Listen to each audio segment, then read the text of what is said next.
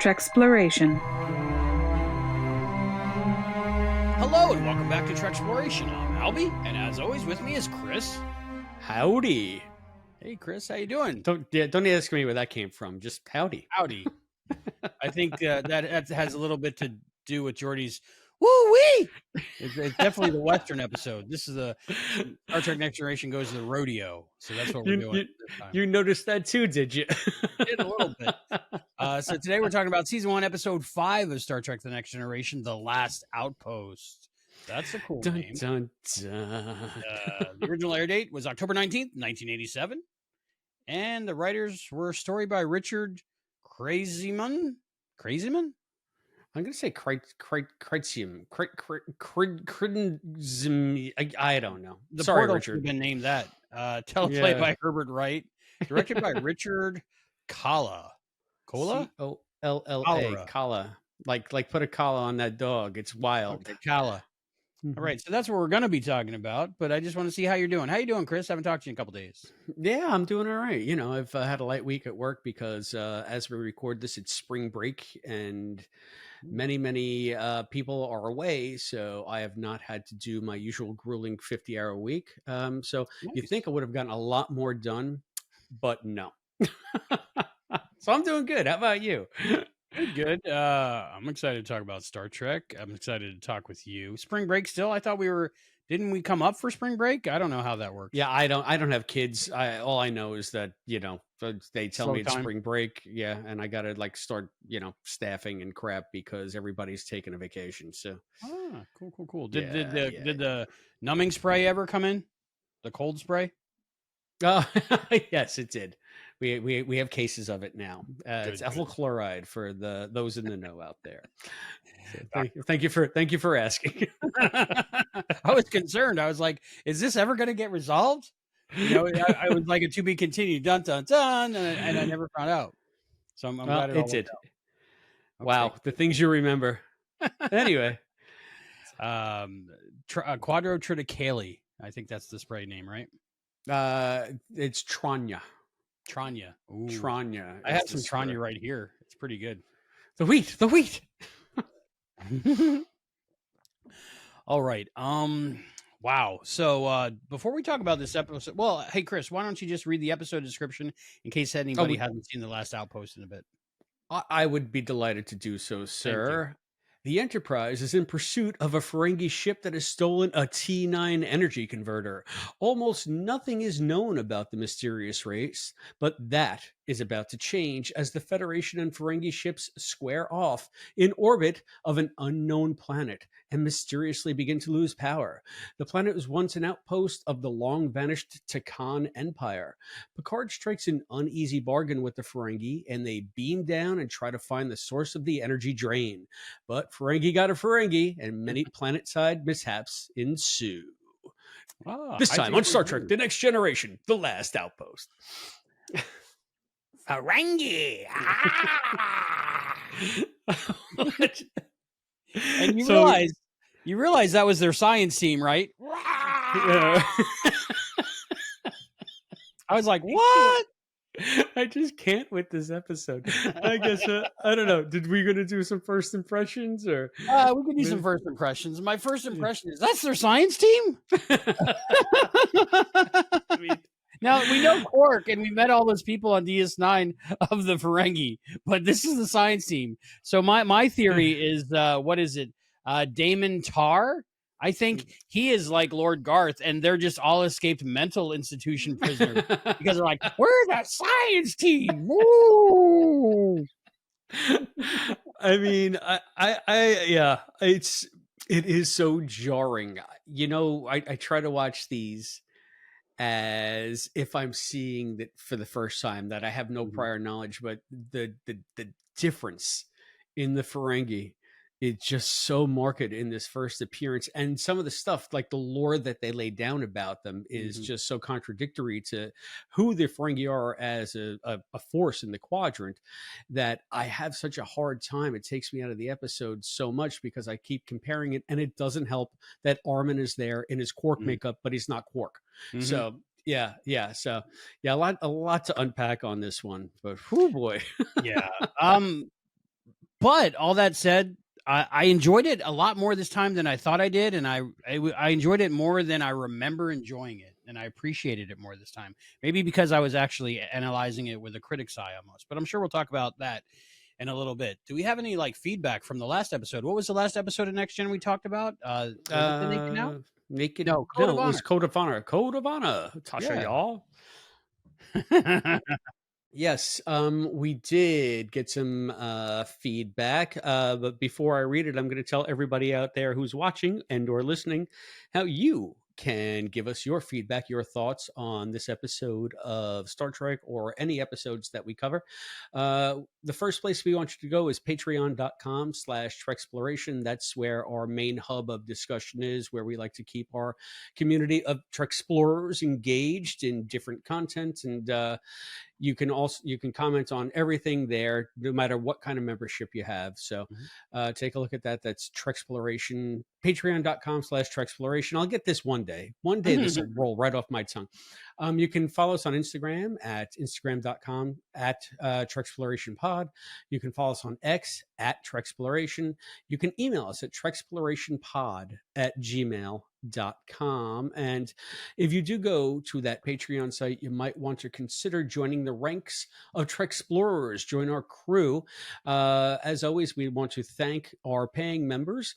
We have our cadet, Scott Seligman. We have our lieutenant commanders, Cosplay Dad, One of All, and Fantasy Fan, and our captain on the bridge, Captain Charles from Texas. Thank you very much, all of you who are contributing in some small or big way. It's all a big way, really. And thank you to the free followers that we have there as well. Being on that Patreon site doesn't necessarily mean you have to support the show monetarily, but we just want you to be part of it. Come and join the fun. So yeah, exactly. Comment, take part in the polls, all the things. Yeah. So thank you for everybody who's there already and subscribing. And we did get some feedback. Why don't we start with the patrons? Let me go to the patronage page here. Charles from Texas writes about not the Last Outpost, that's what we're doing today, the Code of Honor. Code of Honor. Charles writes, not even mentioning the super stereotypes. The story is just not great. It was like a bad TOS season 3 episode disguised with TNG trappings. I take umbrage with how much people crap all over the third season of the original series. Some of the greatest episodes of the original series were in the third season, up to and including Spock's brain. So Spock's brain. Brain. What is brain? It's a philosophy of life, if you think about it.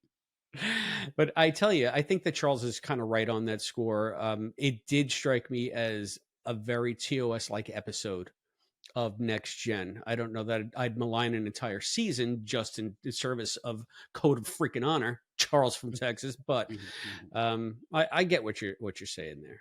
I can smell what you're cooking. We also heard from our wonderful supporter, Fantasy Fan, another Lieutenant Commander, and he writes, "Okay, I have to be honest with you on this episode. This has to be the least best episode, or you just might say worst, of not only season 1, but maybe the whole series. It feels like they rehashed amok time from the original series, but did it much worse. As I was saying before, they were trying to bring in old Star Trek fans, so that's why they did this episode. Not the best. I think Fantasy Fan was saying that about the Naked Now, trying to bring in the old fans as well. So that's what he says when he says before. He continues, there were a couple of things I did like. Even though I know it was annoying, I did enjoy the main guy saying, "You will have no treaty and no vaccine." You do that better, Albie, please. And no Lieutenant Ya! I mean, really, because of the Prime Directive, you have to put up with a lot of stuff, like being polite. It's ridiculous when you could just easily take this vaccine by force, but it's the rules of Starfleet, like Picard says. And I didn't read that down this far before. Fantasy Fan is also taking us to task for the nonsense we did at the last episode, when you couldn't figure out if we actually were going to Code of Honor, not Code of Honor, to the Last Outpost. Yeah, because of your DVD order. He just finishes up by saying, just go by the Paramount Plus streaming order. I agree. That makes more sense. Yeah. That's what everybody So, else in the civilized world of 2024 is yeah, doing. just do it. I So, think I'm the only one popping in my laser disc. yes, sir, fantasy fan. Whatever you say, fantasy fan. Yes, Thank sir, you, Lieutenant fantasy fan. Commander. Yes, Acknowledged. yes. And those were the feedbacks that we got on the Patreon site, but we also Nice. got feedback from one of our YouTube viewers. Ooh, This is from Portalance Palace. Portalance Palace. I hope I'm saying that right. Well, anyway, it's on YouTube, alliterative. Portalance Palace writes, taking a person isn't inherently an act of war. The Enterprise loses all of its children to actual kidnappers, and there's much less condescension and arrogance from the white crew and their, quote, superior culture. Let's not forget they are there demanding / begging for a vaccine. Starfleet is breaking the Prime Directive to obtain their vaccine. This is them strong-arming themselves into the politics and economy of a, quote, less advanced planet for personal gain to Starfleet. Natasha Yar probably could have lived past season 1 on this awful generic racist planet. I guess Spoiler. if there's anything to be said, what does he mean by that? So yeah, it's funny to me because as everybody who's watching knows, we really just started this show. Mhm. And aside from Encounter at Farpoint, the Code of Honor episode has been so far our most downloaded, our most viewed, our most. I have a feeling this one's a little bit polarizing. Maybe it's a bit of a lightning rod. What do you think, Albie? Possibly, but whatever brings more eyes to the party, Yeah. So, well, thank you to everyone who commented for the fun Yes. comments and the cogent comments. And I never considered that Starfleet is breaking the Prime Directive. I have to assume that they knew about the Lingonians, or the Lingonians knew about the Federation somehow. I can't imagine that they would know a vaccine exists on the planet if they hadn't made some kind of first contact with them. Mhm. But doesn't that presuppose that the Lingonians are warp capable? Yeah, but you don't see any ships or any talk of that. It seems Yeah. more like they're not. They just happen to have transporter technology. I'm just trying to figure out if there are any like non-warp capable species that we see, not in TOS, because they're on non-warp capable planets all the time in TOS. Mhm. Just think of Organia, or Piece of the Action, the Iosians. Mhm. But are there any in TNG, or did they codify that after season 1? That you would have to be warp capable to have official first contact without being in a duck blind or something. It has to be a warp 1 civilization, and I think what is that episode where Riker gets abducted? And First contact. oh yeah, And the episode First Contact. he Okay, I was sleeps with thinking movie Lilith. when you said First Contact. Yeah, Fraser's wife, Lilith. Yeah, Fraser's BB wife, Newirth. BB Newirth, famously Yeah. from Chicago, the musical. Yep. Yes. Yeah, she's great in that episode. Do they ever have sex? Well, we'll get there, I'm sure. They imply it. They imply it. Nice. Well, it's Riker, 'Cause- so. Yeah, just like Ferengi got a Ferengi, Riker got a Riker. Riker got a Riker. Yeah, so with First Contact, the episode, they definitely say you have to be approaching the warp threshold, if not breaking the warp threshold, to be eligible for First Contact. So I guess just early growing pains again with new TV shows. Not quite realizing that people are going to analyze it 30 years later, 40 years later, 100 years later in detail and in depth. They were just trying to get through that week. Yeah, but honestly, it is in keeping with a more TOS mindset because, as I said, not every planet they went to apparently, they weren't all warp capable. Were they warp capable on Landra's planet with You Are Not of the Body? I mean, probably they were not. They were walking around. It looked like 1900s when they were walking around there. Highly doubt it. Highly doubt it. Yeah. So anyway, you can destroy their computer anyway. We know the feeders of Vol weren't warp capable. That's for sure. Yeah. So. Well, see, that brings up something about this episode, The Last Outpost. I enjoyed it more this time, and I think I gave it a lot more credit, and I was more open to watching a first season episode instead of getting through the first, second season. I tried to look at it for what it was. And when I did that, I noticed, as we were talking about the last episode having like shades of Amok Time, I noticed different things in this episode that I might mention. It seemed like a mashup combination of the Corbomite maneuver, Mm. Balance of Terror, Trouble with Tribbles, the Savage Curtain, and the Wizard of Oz. Out of all of those, I might give you the Savage Curtain a little bit. How dare you besmirch the names of like 3 to 4 of the best Star Trek episodes ever produced with this, whatever Well, this is. I think that's what they were trying to do. They were like, okay, what worked in the original series, and let's try to use those as storytelling devices here. Like for the Corbomite maneuver, the beginning of the episode where it's the Ferengi and I also balance the terror a little bit. Ferengi and the Enterprise, and they're back and forth and trying to communicate. And like the Enterprise in the original series hadn't seen the Romulans in a long time, didn't know what the Romulans were like. The same thing as this Enterprise didn't know what the Ferengi were like. And the Corbomite maneuver, a little bit of like waiting and trying to figure out what was going on. I saw that.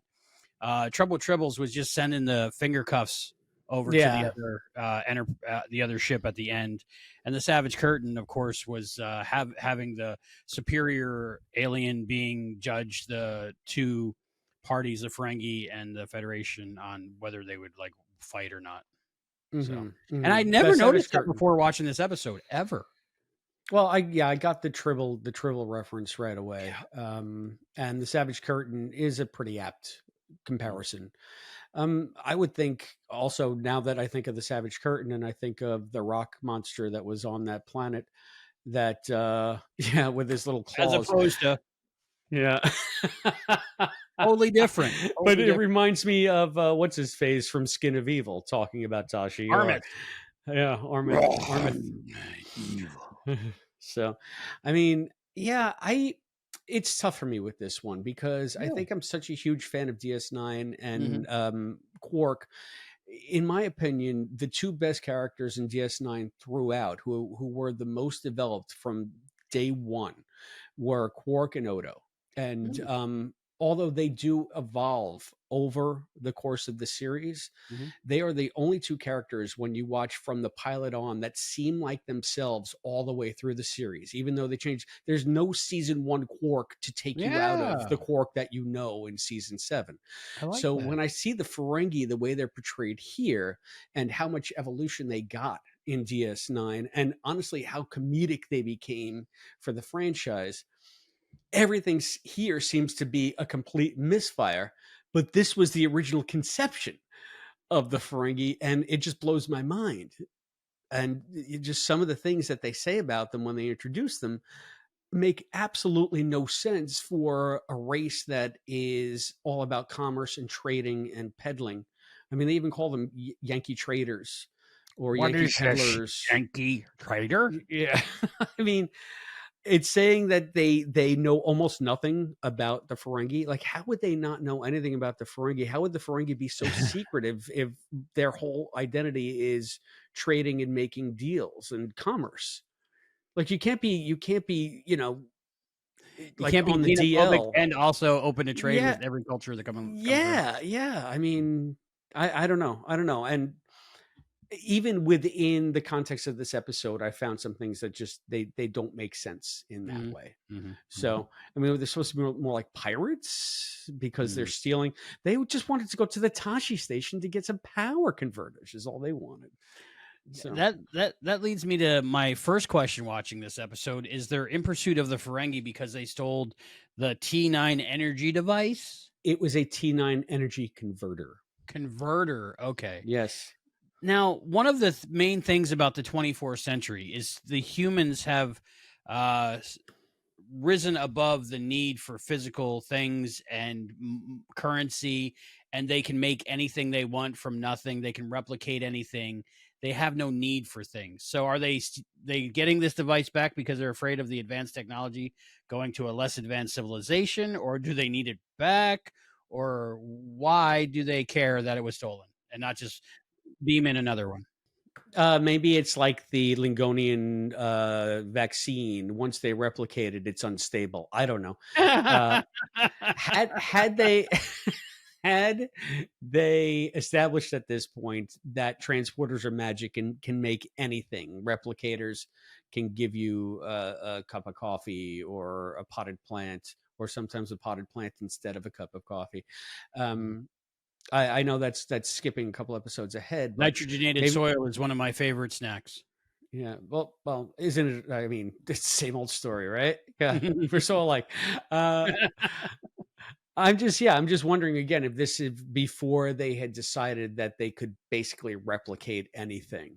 Mhm. And then it's, then you ask like, well, when you think about when they're shopping for wedding presents for Miles and Keiko, it's like, why would gift giving even be a custom in the Mhm. future at this point? If anybody could anything they want, with just the sound of their voice, just say, "Computer, give me this." That's So, true. More of a custom maybe, and then I picture Keiko at the end of the wedding just, like, putting everything back into the replicator to get rid of it, you know? and see, "Store I for can just later, computer." right, we can just replicate this again when they come over. So Mhm. I'm sure we're not the only ones to make this joke, but it's still a funny observation to me. Yeah. Yeah. So I mean, I guess. That's just a problem with human society after any you can have anything, and I think we're approaching that now, with, media. Like, you can have any media at any time you want, so it's not special anymore. So it's Hmm. you just don't even enjoy it. You just ignore most of it as it goes by, versus, when it was more scarce and all that was on was All in the Family, so the whole country watched All in the Family at the same time. Hmm. That makes sense? So I think by the 24th century, just nothing matters. That's why I think I have so much problem with the 89th century. I don't know that when you say nothing matters, you have to qualify that for me. I'm not sure I understand what you mean by that. Uh, when everything is available at any moment, none of it matters. Like, with scarcity comes value, maybe? Yeah. Yeah. When we only had a few television shows on at a time or per year, I think they were valued more. I think there was a Jeopardy sketch on Saturday Night Live not too long ago where people had to answer questions about television, and the joke of the whole skit was nobody knew anything about the most popular series on television right now, not one of them, but they could answer, questions about episodes of Different Strokes. Hmm. Okay. So, I think so that yeah, that accurately mirrors my knowledge, I think. I think everybody's knowledge, because you just get oversaturated with something. So the gifts, I think, is more symbolic than they're actually going to use something. But it's also written from a 1987, 1989 perspective, you know? Yeah. I think that you hit on something there because my wife always asks me, "What do you want?" And at this point in our relationship, either we get stuff together that we need, or, I'm not usually into stuff. And when I want something, I usually get it.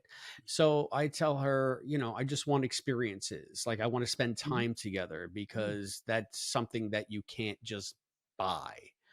Mhm. So I feel like maybe in the 24th century, they'll give the gift of friendship. Friendship Mm. is magic in the 24th century on I'm a Star brony. Trek. But that's why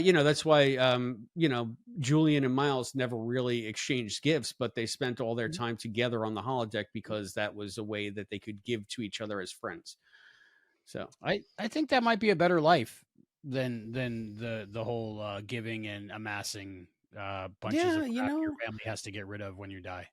that's true, and it's funny because even my parents are on board with that now. I say, "What do you want for Christmas?" And they're like, "Nothing. Like, what are we going to get Mhm. for each other Mhm. at this point? Let's just be together." Mhm. So, anyway, I kind of like that philosophy, and I wouldn't replicate a gift just out of principle. Take that, Right. Keiko O'Brien. You Yeah. nag. Sing a song, song, do a dance, right? Put Something. on a show like the Put on Floridora a show. Girls. Sing some Irving Berlin. Data will sing you show tunes now. No, please don't, Data. Please I don't. would love that. Brent's got an album out, right? Called, I think it's Old Yellow Eyes Is Back or something. Really good. Uh, Check. Yeah, it's, wow. Yeah, we're gonna have to do a whole bonus episode reviewing that. that would be great. So what you're saying is if there was no Last Outpost, maybe Deep Space Nine wouldn't be as good as it is today. Oh, I don't know that I said that. I That's will what I was say getting from what you this. were saying. What do you think? Uh, hmm. Well, I'll say this. If there was no Last Outpost, they wouldn't have introduced the Ferengi. So you're right. I guess DS9 wouldn't be as good as it is today in that sense. But you also have to say, at least with the mishaps, starting with this episode that they had with the Ferengi and TNG, Mm-hmm. that they were able to learn what didn't work, but try to reinvent the race. Exactly. Try to reinvent it and get a good actor back in the role.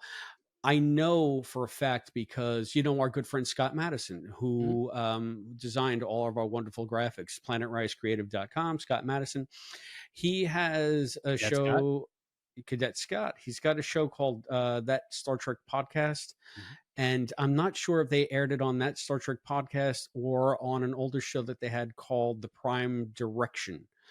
But he did an interview with Armin Shimmerman. And Armin reiterated, I think he said this in many interviews, that he apologized for his portrayal in The Last Outpost in introducing the Ferengi in that way. He takes it squarely upon him that that's the way he interpreted the character. And obviously it was the wrong interpretation and it didn't go over. And he thinks that that begins and ends with him.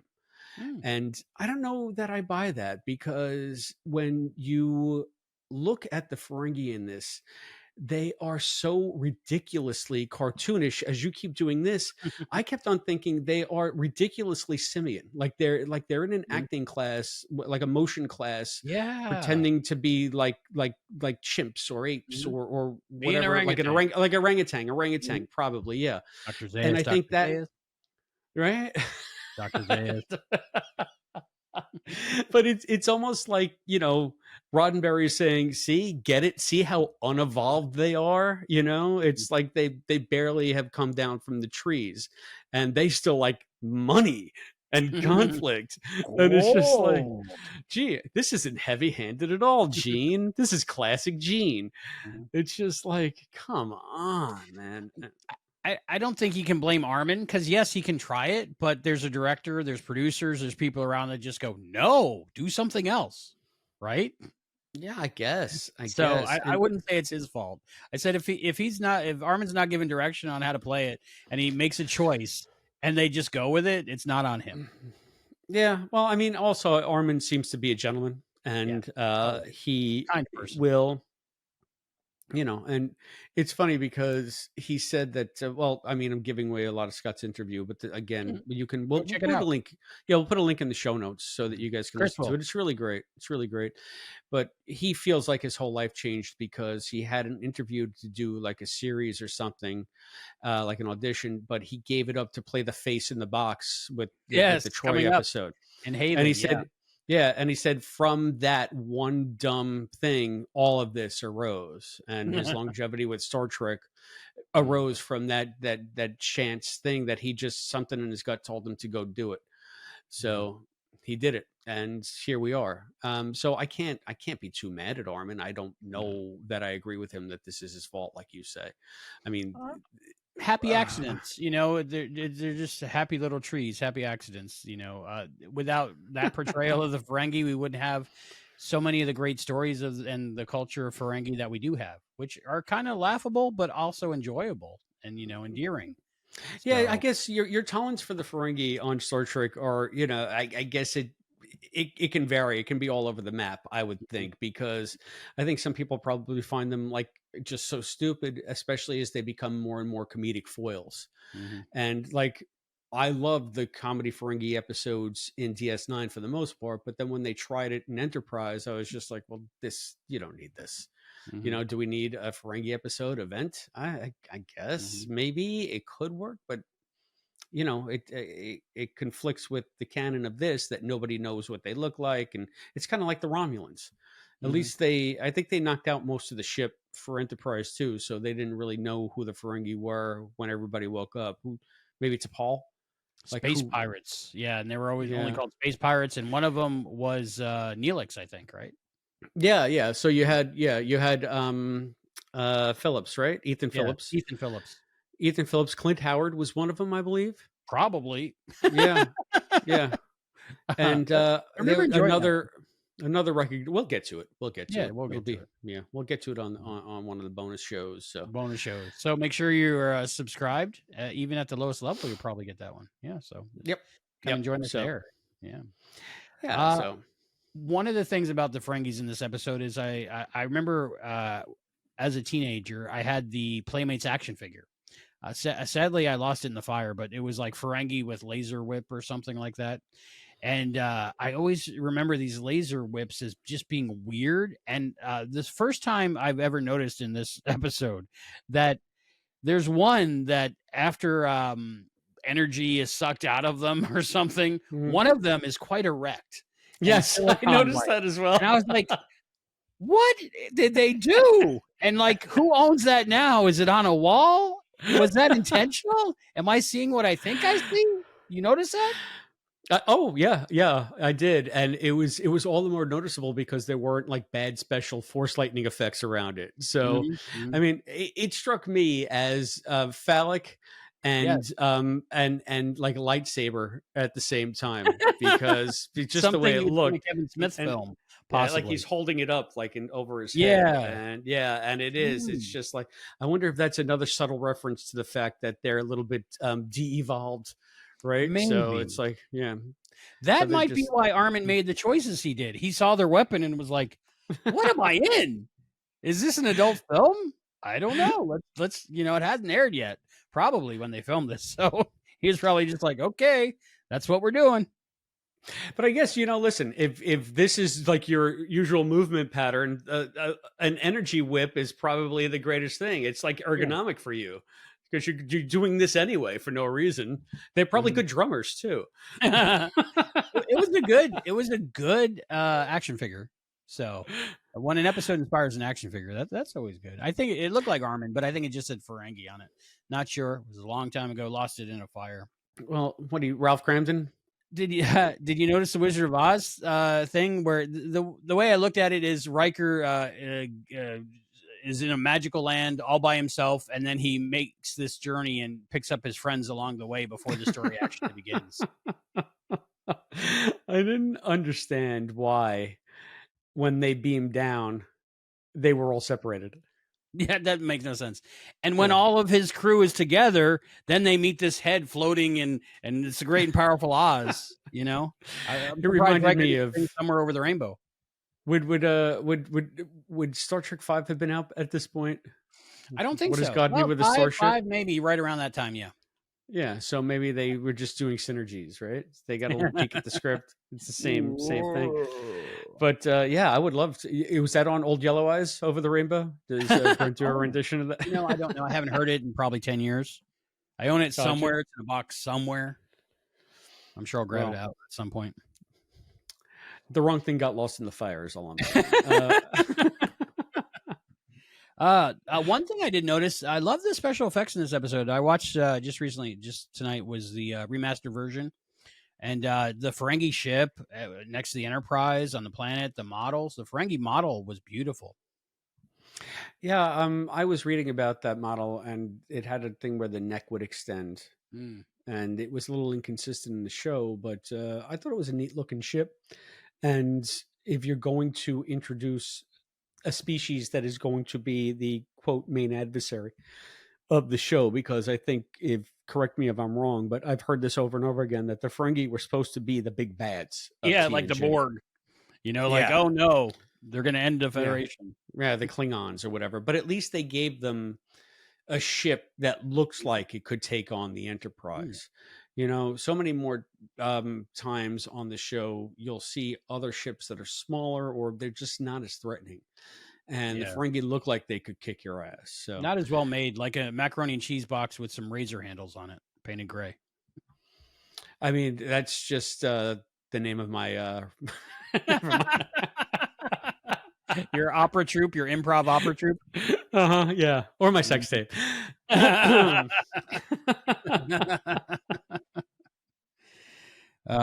So yeah, didn't they try to redeem? They tried it one more time, I think, with the Ferengi. When what's the episode title? It's eluding me right now. Where Picard has a headache, and it's because Yeah. of the I've Battle of only Maxima. seen it once. I'm not really sure, but it's like a Ferengi trap or something. Yeah, yeah. So And I think that's there a new might one. be one more Ferengi episode, or is that the last one, and then they just bagged them all together? Not sure. We'll have to see when we get there. Well, Those yeah, are the 2 we'll that have to stick keep out. track. Yeah, Those are we'll the have to 2 that keep stick track. out with TNG for me, and of Hmm. course, there's random Ferengi that come aboard here and there, like in, Rascals and stuff that try to take over the ship, but So, so the question I have then, mhm, um, if the Ferengi are supposed to be the big bad, and their sensibility is not supposed to be like warrior like, even though they seem like they can kick your ass if they want to. with, It's dildos. yes, with massive dildos, like straight out of Clockwork Orange dildos. Yes. I think that it's really them trying to make a statement about capitalism Mhm, and just unbridled avarice, and how we need to outgrow that too, because the whole concept of it being a moneyless society doesn't really happen until next gen. I mean, they talk about getting credits on TOS. Even DeSalle says one of my favorite lines in the entire Star Trek pantheon. And can you say it for me? Do you know even what I'm talking about? It's in one of your favorite episodes in Cat's Paw. it's eluding me right now. He says to Chekhov, it's a dent set, and he says, "Well, if we can dent it, I'll bet you credits to Navy beans we can break it." I mean, I That's bet you right. I credits to love it. Navy beans. So Dollars to I, donuts. it's always Credits that's to Navy always beans. been one of my favorite lines in all of Star Trek. But it proves that they had some kind of money. So you got paid for being on a starship, and even Beverly says in Farpoint, "Put it on my account." Mhm. So yeah, I would think that the Ferengi would hate the Federation if they don't have any money, because, as I think you said once, they can go and replicate any money they want to give to somebody in their society. So it's probably screwing up economies everywhere. It's like, yeah, you're completely like causing inflation or whatever. You're throwing off the natural order of thing by just printing money and putting it out there. So I don't know. It's an idea that they come back to again and again and again in Star Trek that I still can't figure out how it works. I have a theory based on an episode of Radio Lab, I think, that I heard, or maybe it was Okay. 99% Invisible, about how something that could replace currency as a mode of currency, but not fiat currency. And it was all about energy allocation. But then I think, like, if you're on a starship and you have matter antimatter reaction causing endless energy for free, that doesn't work when you're on a starship. But I guess if you're planet side, or if you're like one of these colonists on, whatever shitty planet Kirk went to last week, maybe that's how you get paid. Like, you get a certain amount of energy allocated to you for consumption that you can maybe trade or hoard or whatever. That's the way I choose to believe it might work, because energy is a need. It's a constant need anywhere you go, unless you're on a starship. And I don't see any matter antimatter reactors planet side. So, I think the whole way my brain rationalized, the moneyless society of the next generation and the credits and the way they deal with other, cultures and currency and the other cultures is that, this people in the Federation have a certain amount of galactic currency that they use, but within the Federation, it's just like, here, take the paper, you know, don't worry about the bill because your house makes its own energy. So it's more of a like every single person is on a basic income that's unlimited, universal uh, basic unlimited income. I don't know, but money in general just doesn't make sense. It's just a lie we all agree upon. yeah, it's an agreement. That's all it Yeah, is. yeah, That's that's all it all is. it is. Collective agreement. Yeah, So, so I think just the 24th century Federation, they've all realized, like, oh, okay, not really real. But then when you think about it, then why are these people, like, scrubbing the lower decks? Why are they listening to other people tell them what the heck to go do with themselves? Sometimes it just doesn't make sense. well, I feel like that's where the rigors of getting into the academy come in. You have to be a type A overachiever, meritocracy freak to Mhm. want to serve in Starfleet to begin with. And it seems to me that the just the honor of serving and the chance to serve is the end in itself, and that's how you start. You're peeling potatoes down below decks. You're scrubbing out Riker's holodeck. You're doing what you have to do because you want to move up that chain of command, or not. Maybe you just want to be the best. You know, what's the thing on lower decks when she said, "I joined Starfleet to study moss." You know, maybe Yeah. that you just want to be the best moss studier Yeah. that you So maybe it's can. just So, about paying dues to be in an organization and move up that organization, and we have examples of that current day. Like my brain went to pro wrestling. You start off by putting the ring together and taking the ring down and doing mhm, whatever anybody says, and you're not getting paid. And when you finally achieve the top of whatever local indie federation you're in, and you're the champion, you're still not getting paid. But you have to mhm. work your way up and do all that work for free to get there. So I could see that. I could see that.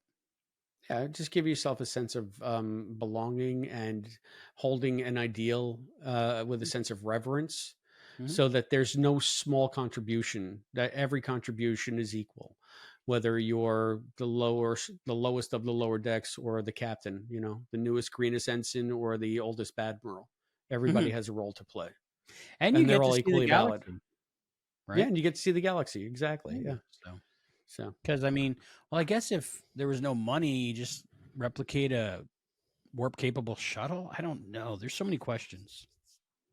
Well, I don't know. Then We're we'll we're like cavemen trying to understand AOL. It just doesn't make sense. it's I guess I'm still a caveman then. It just still doesn't make sense to me. So What did you think of the Picard? The Picard. What did you think of the Picard? Um, uh, right, going straight to wanting to surrender again. I again this is what took me out of it the Mhm. first time I watched these episodes, and I'm just like, how is he surrendering again? I could see maybe they pull it out every once in a while, but this is now 2 episodes back to back Mhm. where he surrenders, and I think he does it in Farpoint too. He surrenders. Right. So now this is the captain of what is eventually going to be redubbed the flagship of the Federation, surrendering in 3 out of 5 episodes that we've seen so far. I mean, it's just like, wow, that is the Picard maneuver until he learns to pull his shirt down. Before the two-piece outfit, that was the Picard maneuver. We surrender. Exactly. It's just like that's what they do. It's like Riker on the Titan. Okay, we're gonna do the Picard maneuver. Here, take my ship. I had a thought. Now this they also mentioned this episode about France and Picard being French. Aren't the French like renowned for just surrendering at the drop of a hat? Oh, that's not going to cause many angry comments below at all. Everybody It's like address a all of your trope in vitriol to Albie. it's like a trope in some TV show that I watch or something, like a running gag. That's all I know from it. I have Yeah, no idea. no, well, yeah, it stems from the fact that I guess they let the Nazis into Paris, so the French Mm. surrendered in World War II, and Okay. I think I'm that's where learning that comes history. from. I'm learning Earth Yeah, history. yeah, so somebody correct me on that. This to me is another misguided way for Roddenberry to say, look how evolved we are. It's not about ego. It's not about winning. It's about Mhm. finding the most equitable solution, even if it means surrendering. I Right. don't understand how that would logically work for a federation that is like a peacekeeping armada and charged with protection of member worlds. You can't just go around surrendering all the time. So, what's the only time Kirk ever surrendered was I can even hear him, we surrender. That was I think Ooh, Star that was Trek good. 6. Yes. Yeah, Yes. that was Star Trek Because he was trying to 6. avoid a war with the Klingons. Mhm. Yeah. Yes. So, I mean, I mean but it's Picard's go-to move. What did they teach? It's just so at odds too, because how many times do they just love to quote the art of war in this? It's Sun just Tzu. like, yeah, it's their go-to, but the only parts that they take from it is the parts when you are learning when not to fight. Mm-hmm. But I mean, there's also strategy for winning, so, and it's the art of war, not the art of surrender. Mm-hmm. But all they take is the surrender part of it. And I get it. I get the conceit. Like I said, they want to show that we're more evolved, that it's not about conflict. It's about solving conflict, but it just doesn't ring true. It's And just this comes up later on the planet with Portal. And that was Portal like listening in on Riker's conversation with Picard, or does he read the minds of them, or is it on Riker's mind? What's going on there? it sounds to me like Portal's listening in on everything. Maybe he can't read the Ferengi minds because they're too, unevolved, I should say, right? They're too Right. primitive. That's the word I'm looking for. Unevolved, primitive, same amount of syllables. Mm-hmm. Unevolved, primitive. Yeah. So yeah, they flail their arms like that, and they create a natural force field against people being able to read their minds. Maybe. I think And it's the size of their craniums and their lobes and stuff. I touched a Ferengi head once. this is a family podcast. I went to Las Vegas for Star Trek The Experience, luckily before it closed down. Mm. And I took all the money I had in the world, plus all that was donated to me from friends and family. And they were all like, they saw me as like Charlie going to the chocolate factory. They're all going like, go to Star Trek The Experience, Albie. You can do this. Here's some more money. Enjoy yourself, right? So I went to Vegas. That was my first time on a flight. Went to the Star Trek The Experience, and I brought thousands of dollars, which at the time was like everything because I couldn't really afford anything. I was a line cook at a restaurant. So I had time off and money, and I just bought the whole package that Star Trek The Experience had. So I did like the behind the scenes tour, and I just spent days there and did all these things. And one of the things was the behind the scenes, and it was about the makeup tour. And they actually took you where the characters that would walk around the experience, Klingons, Ferengi, different aliens, and you could actually like touch the Ferengi's forehead and touch the appliances and go around the makeup chair, and it was very interesting. I have a very specific question about Ferengi makeup that I've Yes. had for a million years. Since this is a visual medium that we're doing this show, and I'm going to ask you to pull up a picture. Have you ever seen a show? It's a show that was a little bit popular when we were kids. It's called The Dukes of Hazzard. Dukes of Hazzard? I have every episode on DVD. Okay. Pull up the episode called Little Cousin or Lil Cousin. This was an episode of The Dukes of Hazzard, for those who don't know or too young or who haven't seen it, where an alien comes to Hazard County. Oh my and goodness, it's an alien that can pop in and out. It's a Ferengi. It's a Ferengi, right? And this is like in 1979, this episode aired. There's a picture that Albie will put up. I think it's Little Cousin in a tree. That's the only thing I've been able to find online. Yeah. And a close-up. I have them all on DVD. Oh, I'm looking at all of them. Oh my goodness. It's a naked Ferengi, like in Little Green Men. Holy crap. I am just wondering, where did they cop this design? And anybody who's listening on the podcast feed, the Patreon members, do yourself a favor, look this up on our YouTube channel, because it is uncanny. And what would you like to bet that the makeup designer on that show was Michael Westmore? That's what I want to know. I mean, you have the interwebs right there at your fingertips, and you're more adept at this stuff than I am. I would be shocked if we don't have some kind of connection. Series department makeup, Dukes of Hazzard. Virginia Darcy. Let's see. No, that's the hairstylist. Makeup artist, Don Mirando. Makeup artist, Ray Brooks. Makeup artist, Paul Stanhope Jr. Jeff Angel. John Rizzo. Guy Del Russo. and John James. That's who did the special makeup for the show. So we'll have Michael Westmore. How dare you? Yeah. Oh my goodness. Art inspires art, but that's a little too close. I have never heard anybody make that connection before, and I feel like I'm just not listening to the right shows or whatever because it's just too It's spot exact. on.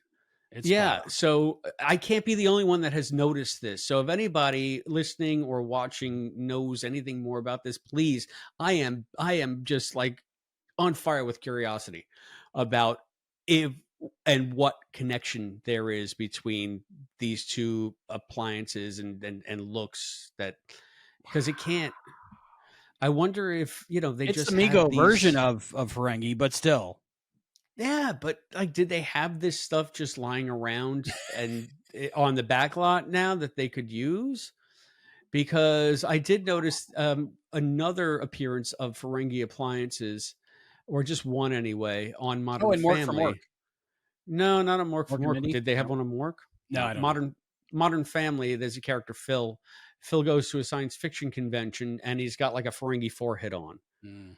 So, but they don't call them Ferengi, obviously. I like in the Drew Carey show where they go to a Babylon 5 convention, but that's another story. Yeah, yeah. So, I mean, the Ferengi, this is their premiere in Star Trek, but it ain't their TV premiere. Wow, I am so fascinated. I'm going to pull that DVD set out of the box tonight and check that out. Yeah. So, yeah, little cousin was the first Ferengi, and he didn't wear any clothes. So, I No, wonder if, yeah, he was female. what, right? Was he female or was she female? Was she Were female? they female? I don't know. Okay, I don't now I know. have another purpose in watching it tonight. Uh, What did you think about that whole Ferengi females being naked? I know it's an offhand line, but it ends up being like very integral to the plot later on in Deep Space Nine. And without this, we wouldn't see the naked Andrea Martin, I believe. or just her shoulders, anyway.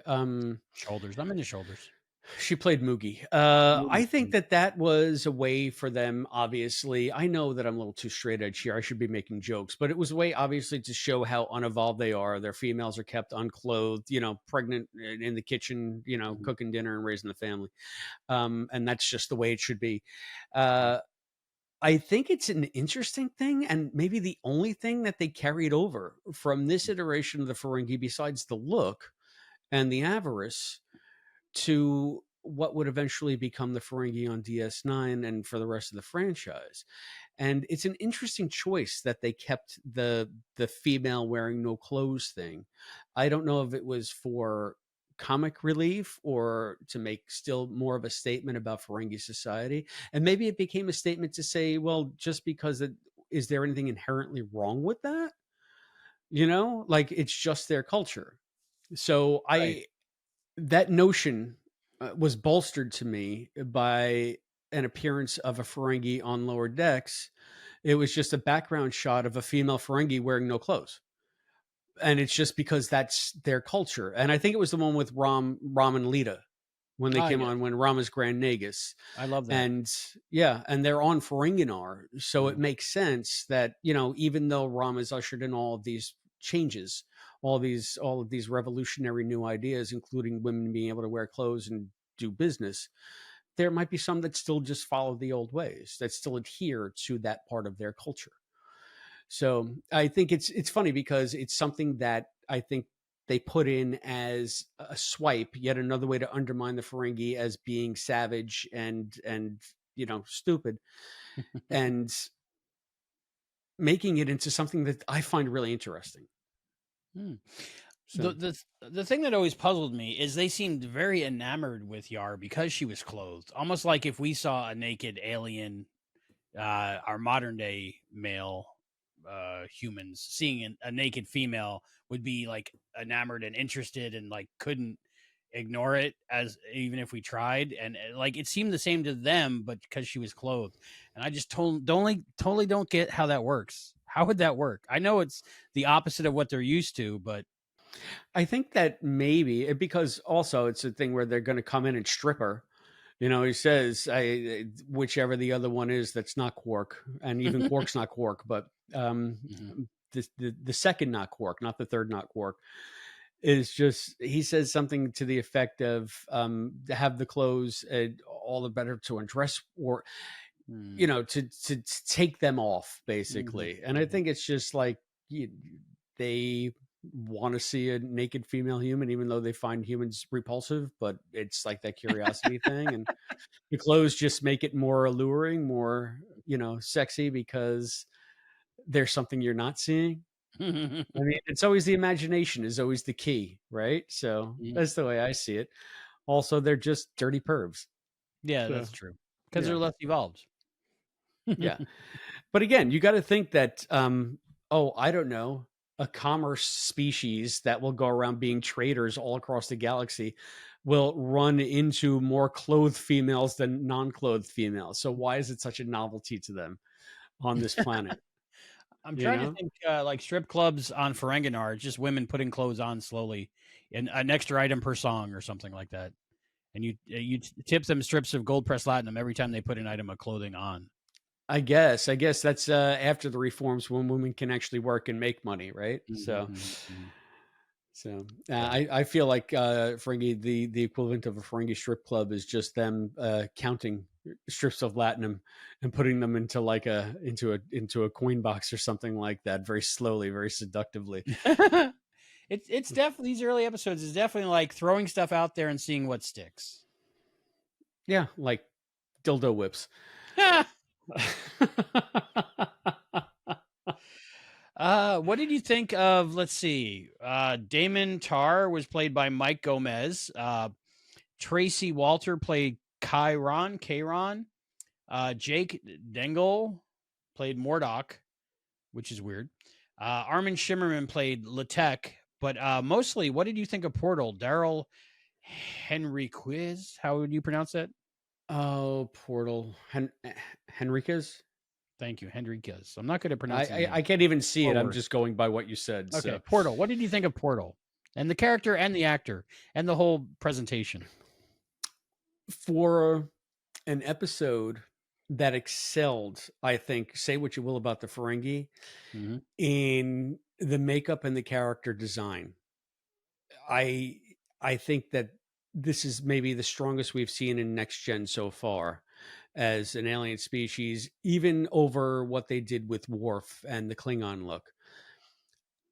For an episode to excel on that level, and then this dude Portal walks out with the worst makeup job you have ever seen in your entire life. Why didn't they just cast somebody who was old That's a to play really that good role? idea. That's a You really know, good question. it's like it seems like they got a 26-year-old and decided to put every aging appliance on his face, and the shock wig, like the fright wig. A lot of Aquanet going on there. Yeah, that was yeah. I mean, he had some real bedhead going on there, but I guess it's he asleep for 600,000 years. Were they saying? Or That's quite a while. so yeah, so I mean, you can't blame the guy. He's got a lot of grease, and maybe there's some bugs in there. I don't know, but as a character, it's bullshit. It's more Star Trek bullshit. It's Mhm. more omnipotent. What was it? Was it like? Oh, why I am for you, DeSal. I am for you, Yamoto. The What Perfect Mate. episode? No. It's TOS. Oh, I I know I what you're can't. talking about. Lee Merriweather reaching Yes, out and killing everybody, yes. but she And was like a somehow you wanted guard. her to touch you even though you know you'd die. Yes. So Yes. was Portal like a defense system like that? Was Portal like a computer simulation to test whether or not you were worthy to be in the Tikan Empire, since they were on these outposts? I didn't understand what the outpost was either, to be frank. And he was a So troll guarding a bridge, and you had to solve a riddle to yeah. get over it. It was Yeah, and the strange. riddle was strangely rooted in an Sun ancient Tzu. Chinese text from Earth. Yeah. I found it weird that Riker would say it was a Chinese, classic Chinese book, or he would just say Earth in that case by then, you know? Yeah, well, I think that maybe they make allowances because when they're talking about French or Mm. Yankee American, Okay, trader. it's a to them it's an anachronistic thing because that's a nationality. Mm. Whereas Chinese is more of a cultural identity and ethnicity. So I could see one surviving into the 24th century, all things being equal, and the other Mhm. being sort of a an artifact of history, even though they get rid of that right quick. I mean, Kirk is waving the American flag in the Omega Glory. So That's a weird one. they obviously know what flag. There's a flag of the Federation. They know what Mhm, flags are. So the mhm, whole conversation is so dumb anyway. mhm. But it's again the misguided notion to say, look how evolved we are. We've evolved beyond petty differences like national identity. We're one species, we're one humanity. But you can still be Chinese. It's okay. Uh, so I that's kind of the way I saw that. I was able to parse that because it does seem weird that they're talking about France and Picard doesn't display any kind of like real French pride. He's from Le Beau, I think, right? Is that what it's called? Le Bar, I looked LeBeau? it up. It's a tiny little French town. Is it near Paris? So when I go to Paris, I can, I think everything's close in Europe, right? Yeah, yeah. It's like Rhode Island over there. No matter Yeah, where you go, you're 20 minutes away. 20 minutes away. Um, I th- kid. I kid. a couple things about Picard in this episode. One was I was getting the sense that Patrick Stewart was still like aware and awkward about being on camera. I just get that feeling from him. Like he's trying desperately not to look at the camera and he's aware of being filmed.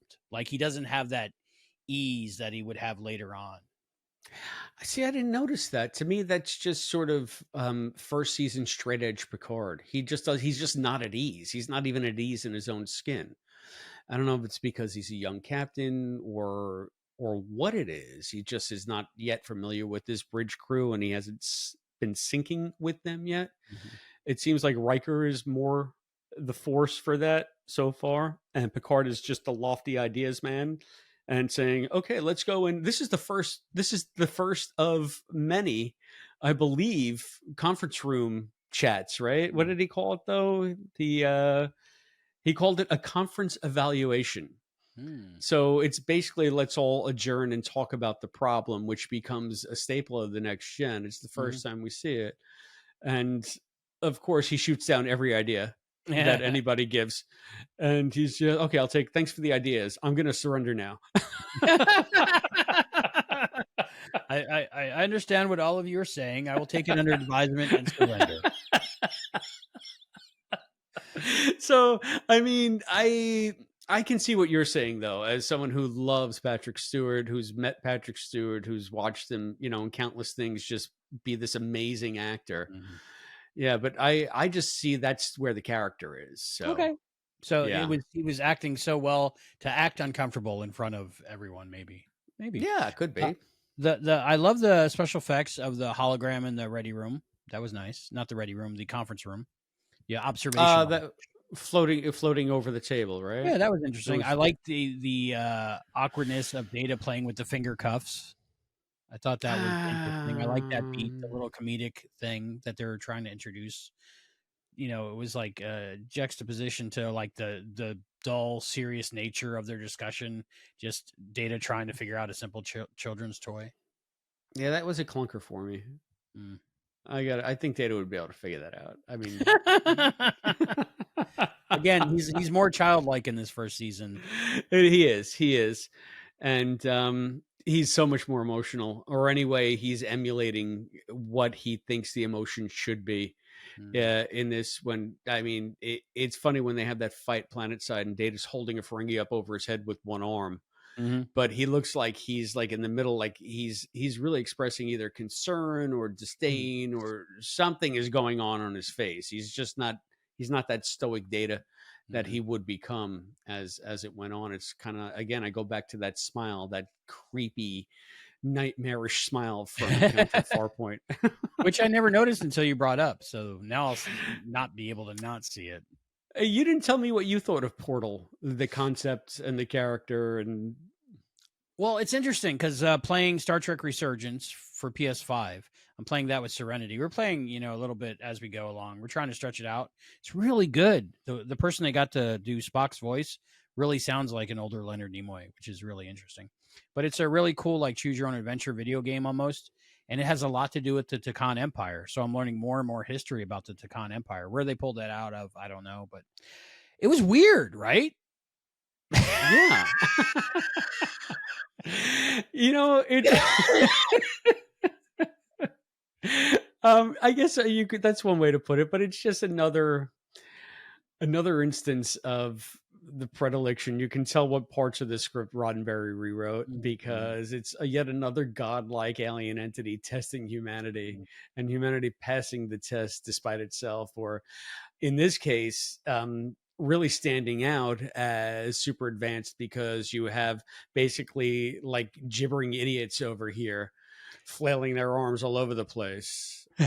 So I anyway, yeah, Also, it's also the just Star it's tropey. It's tropey to me. It's a Star Trek Tropey, trope. okay, yeah, Star Yeah. Trek tropey. Yeah, they're trying, and it's weird because we're thinking of it as the next generation, but it's still like it seems to me more like later seasons of the original series in the writing and the feel of it. But that's of course probably the Roddenberry hands still in the pod and everything. Hmm. Um, Also, I think in this, I don't know if it was Roddenberry's idea or the team in general, but you're starting to see the seeds being sown of Riker having special talents, special abilities that we see like picked up on later on by Q, to where like he seems special in some way to where he might be more evolved than other humans, and other aliens seem to want to give him credit or power or have him join the club of the more evolved beings other than Hmm. the rest of the humans. Like I'm seeing like signs of that. Now that is so interesting to me because to me Riker is more of the ego of the piece. You know, Mm, he's these all id. Like I think that he's akin to Kirk if you're going to make a comparison, mm. more about action and emotion and swashbuckling. And I feel like if you're going to talk about somebody who's more evolved, it's Captain Surrender. That's and they seem to be drawing quite a line between the two personality types, which I think is pretty cool. But I had never even considered that, I guess because I don't even recall that Q episode that well. I know that they made Wes into a bodybuilder at some point. Mhm. But yeah, now I'm gonna have to watch and Q see. who? Q who? Think so. Okay. No, Q new. Q and the Gray, maybe. No, that's Voyager. No. What's the one where they fight the French Revolution or something? No, well, it's not. It's the thing, the planet. See, I was getting that confused too because they're on a planet fighting what they I think they call animal things, Animal and thing. it's very much like this planet from the Last Outpost. Yeah, a lot of So the planets they go to are like this in season 1 and 2. Yeah. yeah, yeah. So that's why maybe you're thinking of both of them. Q Q something. The Q and the something. So it's Q's in the title. We Hiding can rest Q? assured with that. Is it Maybe hiding hiding Q? Q. I don't I know, don't know. We'll see. dude. I don't know. Well, when we get Yeah, there, when we get there. I don't know. It's a I don't Q know. episode. Definitely a Q word.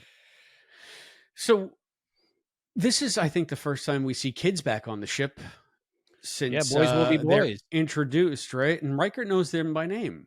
He's Mhm. like, you know, asshole one and asshole two, get out of here.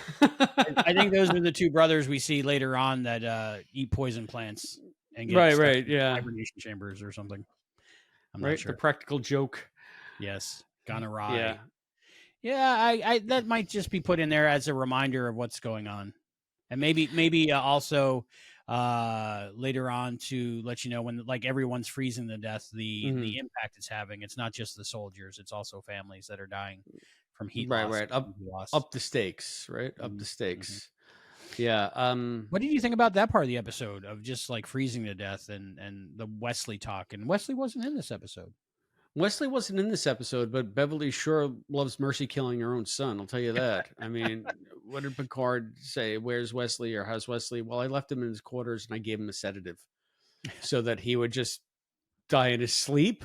Like, what? It Beverly? gave What? it gave me shades of John Connor's foster mom in Titanic. You have to explain that to me. I don't know the stream of consciousness that's happening up there. I There's cannot an navigate actress. it. There's an actress that's in pretty much every one of James Cameron's projects, and the same woman that plays John Connor's foster mom in Terminator 2 is the same Irish mom that puts her kids to bed while the ship is sinking in Titanic. Oh, okay. Because that'll help. Because drowning never wakes you up. Whatever the result of that going on, it's still that moment is the one that breaks your heart every time as a parent, I guess. I saw Titanic once, and that was enough. Thanks. Yeah, I would be shoving my kid through the gate and breaking my arms to break to break the gates to get my kids through to hand it to somebody going on a boat. But that's me. I, well, yeah. If I had a kid, I'd like to think I'd do that as well. Mhm. Um, but it was just it struck me as odd that she would basically put her son to sleep and leave him there Mm. instead of having him with her and facing whatever's to come together, especially if Wes has shown himself to be, the most brilliant person on the Enterprise 4 times out of 5 now. You Right. think he He might would have come have. up with a solution. We definitely needed a Wesley saves the day in this episode, Yeah. and he would have. All he would have had to do was been made aware of the situation, and he'd connect the circuits and repulse Just see it in your head, idiot. Exactly. It would Yeah. take weeks for a normal human, but he would get Yeah. it in minutes. So yeah, So definitely did miss Wesley in there. I find it weird. Yeah, if I was in that situation, I hate to think about it, but I would want to spend every last second with my daughter. yeah, no, I understand, and I understand. Like, if Beverly thinks that she has duties to attend to, and she doesn't want to Mhm. split her attention between her son, and maybe F she needs that. to maintain some kind of professional demeanor. F Um, that. I'm not getting my fake paycheck that has no currency anyway. I'm spending the time with my kid.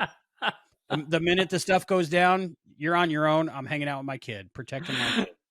now we know. Now we know. So, What good is Doctor money if you're gonna die in a half hour?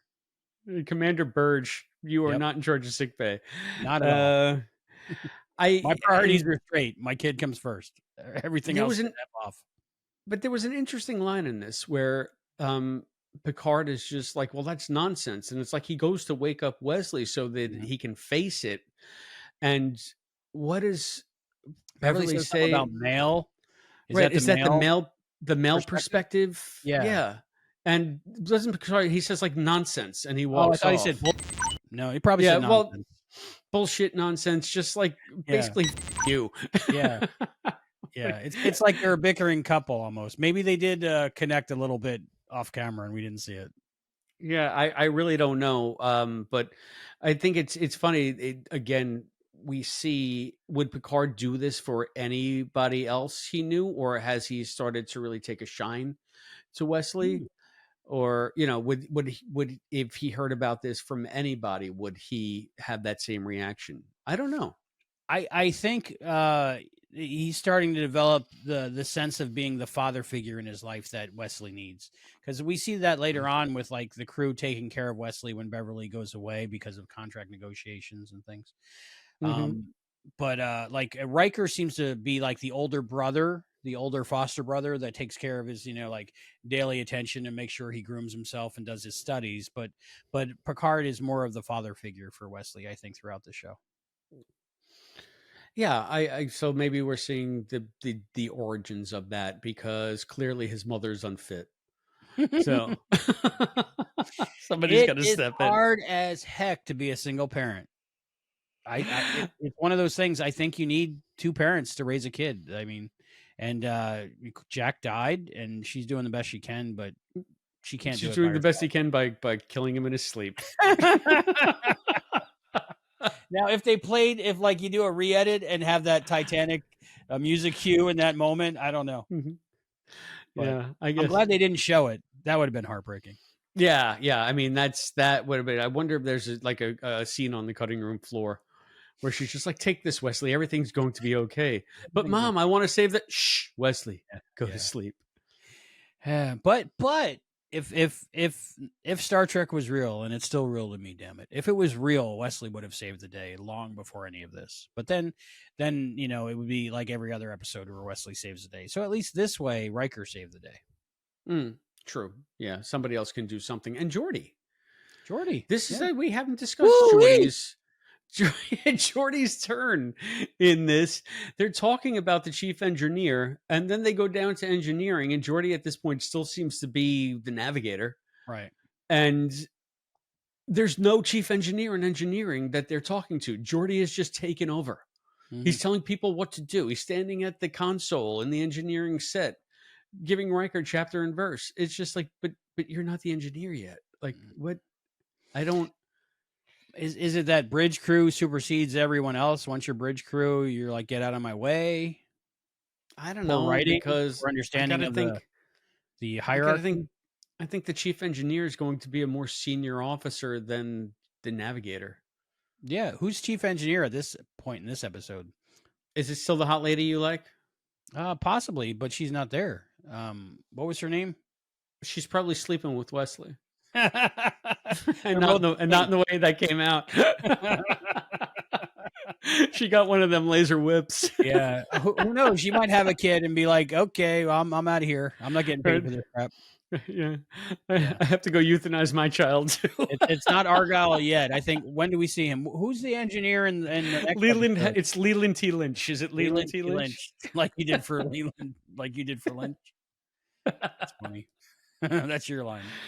Uh, But this episode gave me so much more than I thought it would. This is, I think, one of the things that inspired my love of French things, like the French movies I started watching. in what Just way? because when I found out Picard was from France, it made me more interested in things. So I started watching French movies, and instead of saying red, white, and blue, I say blue, white, and red, things like that.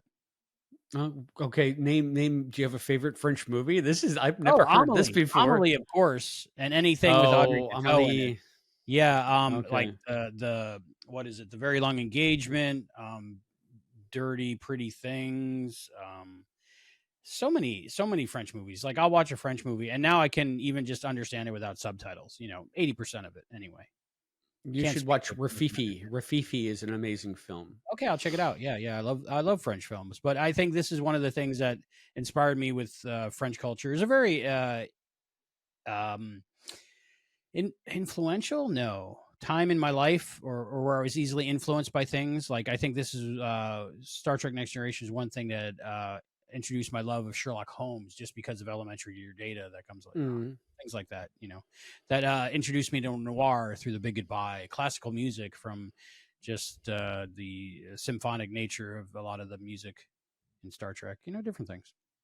Oh, that's cool. That's cool. Maybe we'll do some bonus episodes of your favorite French films. Yeah, there we go. Our favorite French films. It strikes me that we didn't really discuss Worf all that much. He was absent last episode. He had And more to do this time. He had a lot more to not do this time. A lot more to suggest than get shot down for. And I know that becomes a trope in TNG, right? Worf says we should fight, and they say no. But even with this, when he's on the planet and he's on the ground, and they try to stage this battle, and he gets up and he yells, "For battle, you come to me." As a Klingon, Mr. Worf. That's a trope. Yeah. In this. Yeah. Yeah, I like his hair. I like how his hair is all. It's all like a mussed up. It's like, wow-wee. That was, he's got the bob going on. Yeah. So, I mean, for a character I don't like very much in the franchise, Worf is maybe one of my least favorites. It's interesting to see his evolution and just how different he is here, and in a lot of the next gen I've seen so far, as opposed to the Worf they gave us on DS9, which is the Worf I know better. I mean, the character's still the same, but in the different context of DS9, I feel like the character is stronger. So I'm looking at Michael's performance, and I don't mind Worf stories. I like them. I just don't like the character that much. So it's not even a Klingon thing. It's a Worf thing. It's a Worf problem. So it's interesting to see the relatively humble beginnings of a character that would go on, I think, to appear in the most Star Trek episodes ever of all time. Yeah. Yeah. So anyway. Maybe this is one of the first episodes written where, after they did hire Worf and decide he was going to be on the bridge, because up until now he's been pretty absent. Yeah, he's just been set dressing. Oh, another funny thing I saw in this episode, when Geordi materializes upside down like Luke Skywalker being frozen on top of the cave there, but it's a tree this time and not ice. And Data's trying to help him down, and then the lightning dildo shocks him, so he falls down. He falls on Data's ankle, and for some reason Data has an off switch on his ankle as well, or a snooze switch, because Data's just like, Oh, is that why? I thought that he got whipped too. maybe lightning, maybe he had to restart or something. Yeah, I yeah, don't know like what he happened. like it was an EMP. It was what? Maybe that's what it was. The Yeah, EMP whip. it was the EMP whip, the EMP whip, But I was like, oh, it's interesting that he just goes all like mannequin pose. the GIMP So whip. maybe from getting shocked. Okay, thank you for helping me understand that. I thought that Yeah, was I weird, think he because got later on he shocked. just gets up when needed. Yeah, right. So he resets. He's rebooting. That's Hmm. all. They turned him off, turned him back on again. He's stronger than ever. Yeah, so So he's got some kind of surge protector mechanism in him. I guess, but yeah, that was just so silly. I think it's again their way of trying to show you that Data's not just a super being. He's a He's got robot. vulnerabilities. Yeah. So he's not he's not indestructible or unstoppable until the plot needs him to be that. So I find it odd that everyone that Riker went around to go find was stuck where they beamed in, accidentally upside down or on a crystal, and just like waiting for Riker to come get him, like the Tin Man in the forest, rusted. yeah, Or yeah. the So there's scarecrow yeah, on it's the stick. more of your Wizard of Oz references Mhm. there. I hadn't thought of that. So I hadn't hey, thought of any of this in the other 20 times I watched the episode before today. well, we're gonna follow the yellow brick dildo. Hey, who's your He episode said it. He crush? said the name of the episode. Who's your episode crush? Ooh, my episode crush. I was thinking about this during the episode. I'm like, I don't know. It's difficult, Um, it's hard to not be Armin, because I just love Armin so much, but he's not yet Quark. So, Beverly is my default. I would have said Deanna, but the whole 80s 90s makeup and long nails just bothers me. It just doesn't. It seems anachronistic to the time. Did I use that word right? Yes, yes. And it just stands out to me. And I never really noticed it before I watched the episode of Reading Rainbow, where they talk about behind the scenes on Star Trek: The Next Generation, and all the female characters before they shoot are all checking their makeup and putting their lipstick on and doing their things. And I'm like, why does Deanna have nails that long? It just doesn't seem right. So it's not Deanna. You're a weirdo. I am. I'm very specific of I was gonna say, wow, how my questions go. Let's explore this together. I don't know. You don't see long nails on a woman and go, "What? Cut your nails." That's No, disgusting. you know what? It's all to me. It's Bacteria. like situational. So I'll tell you a story. Yeah. My wife is a nurse. You might Yours. know this. Beautiful. Yeah, Yeah. she Gorgeous. washes her hands like 1,000 times a day. I have Same. never known my wife to have nails. Mm-hmm. So if I saw her with long nails, it would, take me aback somewhat. Mm-hmm. I'd be somewhat like, well, what have you done with Laura? Mm-hmm. Because in context, no, but I see people with nails all the time, and they are the most ridiculous, elaborate nails you've ever seen. Makes no But sense. it works for them, and I don't know how Mhm. they do it. But they can type, and they can do their phone, they can do it all. So I don't have it. I'm not like a nail bigot like you. I guess is what Long I'm nails gross saying. me out.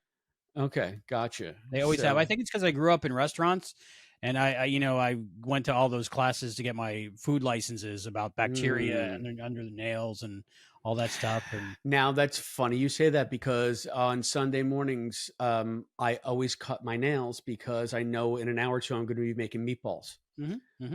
So yeah, and it's always the worst. Even you got a little bit of nail, and the egg gets under it, and Mm-hmm. cheese and the meat get under it, and it's just like it is kind of gross. So And whatever I was hear in your you. nail before you made them goes in the meatball. So that's why. That's Yeah. that's my secret recipe. That's my That's why ingredient. it's so good. That's why it's so good. But yeah, that's why you became a vegan. I am not, sir. I am omnivorous. Thank you very much. But I feel like we're in an alternate timeline for some reason that women have long nails and wear high heels. It makes no sense. I don't know. That's just me. I'm weird.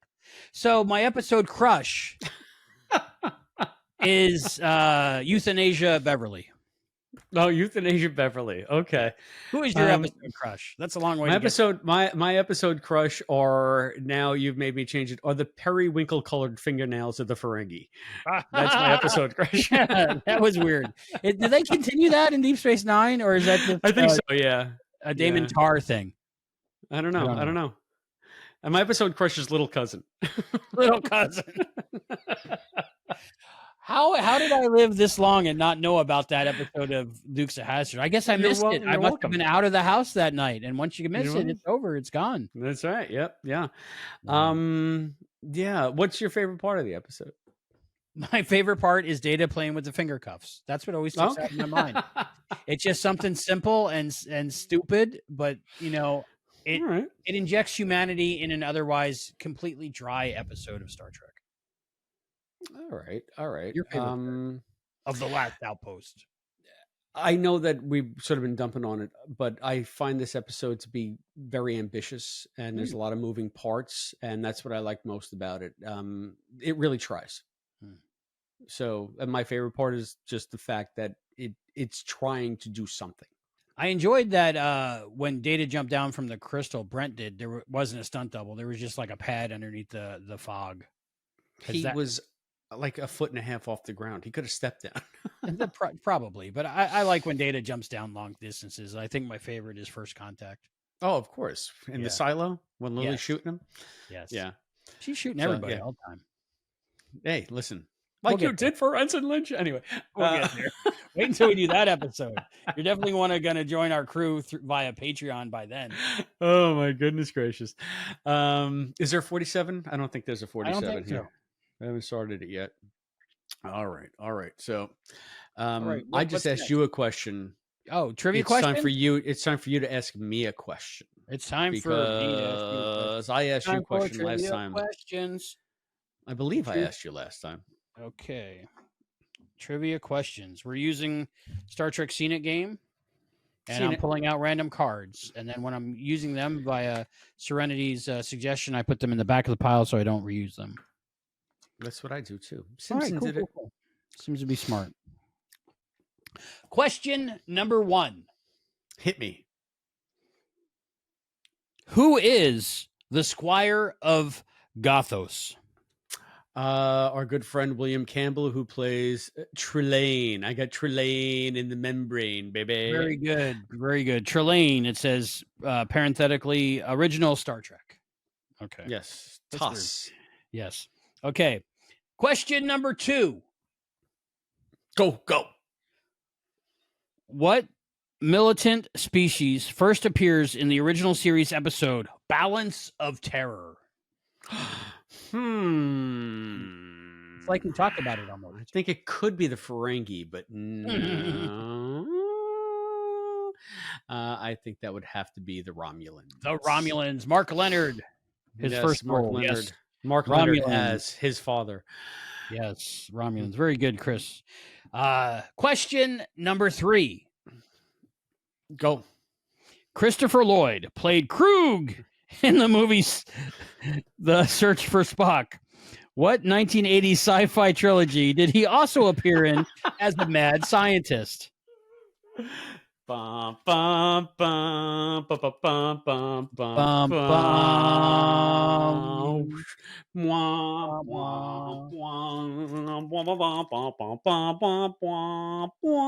Is it me, or are these Star Trek scenic cards more like mystical and powerful than like tarot cards?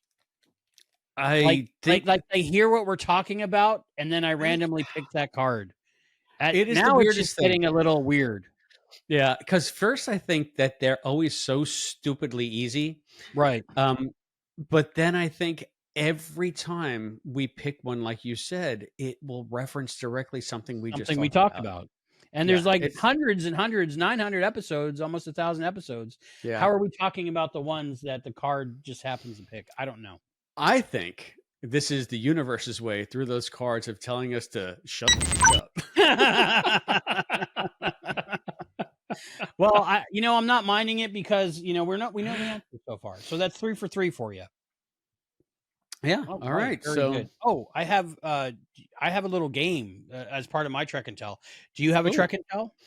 I did. I wanted to bring out my copy of The Art of War by Sun Tzu, Sun Tzu, do you but have a copy? I have it, but it's in a box. You saw my Okay. library the last time you were Yes. here. It's buried in a box in my library. Sun Tzu seems to it's a nice library. Your Sanctum Sanctorum. Uh, Yes. I seem to hear I've never read The Art of War by Sun Tzu, but it's referenced so many times in sci-fi. It's like if it's not Shakespeare, it's Sun Tzu. Right. I So can I show you feel a as though book I that I know it. have. You see Is it this worth the read? edition. I read it. It was kind of boring, but it Okay. was an edition I found like this. They were putting these out in the the early 2000s. Call These me Ishmael. these Koneman editions. So they're Koneman? smaller, and I have like 2 copies, 3 copies of Moby Dick. I'll probably get rid of this one, but it was a book like this, around this size, Art of War, but it's like this thick. It's like so thin. Um, The so this paper's is thin because it's a big book. It's a thick book. Art of War like. I don't know. So this is my stand-in for Art of War, even though it's Moby Dick. I never read it. Oh, Moby Dick or The Art of War? Well, I was doing Lily again. Oh, I never read it. Actually, I never read it. You know who else couldn't read it? Ensign Lynch. That's funny. Ensign Lynch is going to be the patron saint of this show. He is. Poor dead Ensign I Lynch. think he's definitely going to be your episode crush for First Contact. So you got a game? What is that? It's the Enterprise.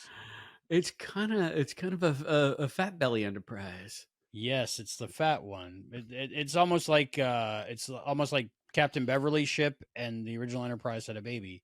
It is Star Trek 20 questions. Are we going to do more trivia? Well, it's kind of like trivia. You have to think about something. Oh. And then okay. and then like I answer questions. So, I see. And then we'll see if it can guess it. Okay, so we have I to can say do it that. out I can do loud. that with you too, right? Yeah, I mean, it pretty So I'm much thinking works. about something, and you tell me what I'm thinking of, right? Say that all again. I was looking at this, and I have a very limited capacity. I have never upgraded my RAM. I'm thinking the way 20 questions works is I think of a specific thing, and then you Yes. try to guess it, asking 20 questions. Yes. So that's that. So it's going to give you a topic. How do we and know then the specific thing? Do you tell me ahead of time, or do you just say yes? No. I have a specific thing in my And mind. it's in your brain. It's in my brains. I wrote it down on a piece of paper. People at home can play along and guess. Right. So I wrote down my specific thing. Okay, you wrote it down on a piece of paper or something? I wrote it so that way I can hold it up and show you that, I'm not lying. All right, kind of like Johnny Carson in an envelope, right? Right. Okay, What's is it a invisible and sentient smells being? like carrots. It is a sentient being. It is a sentient being. So this would Yes. be a yes. Yes. Okay, question 2. Wait, you got to add. That's asking the questions. Did it take the Starfleet Academy exam? Presumably, yes. Okay, question 3. Is it cute? To some, I would suppose. So yes. Okay. Has it ever considered leaving the Enterprise? I don't know if I don't know how to answer that. There's unknown and there's also sometimes. So yes, no, also, and some unknown and sometimes. I would say unknown, but ultimately left. Okay, unknown. Okay, has it ever been? It's a slow thing.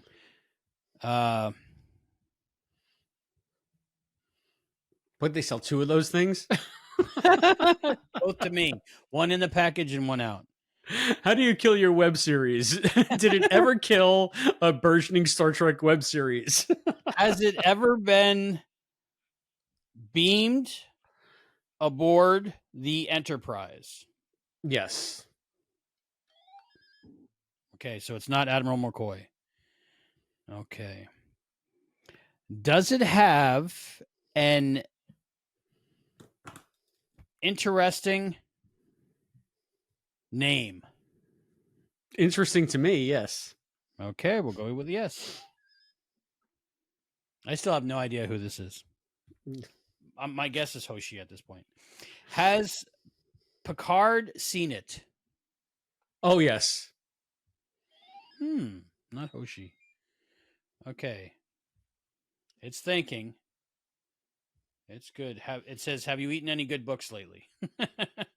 Question 8. Question 8.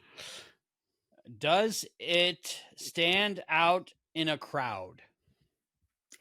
It does until it doesn't.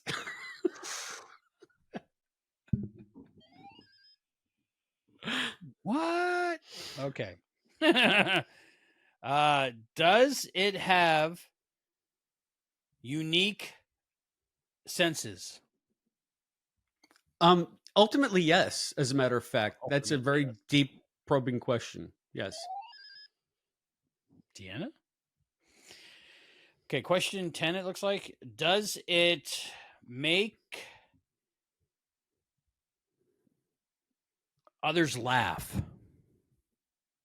It makes me laugh every time. What the hell?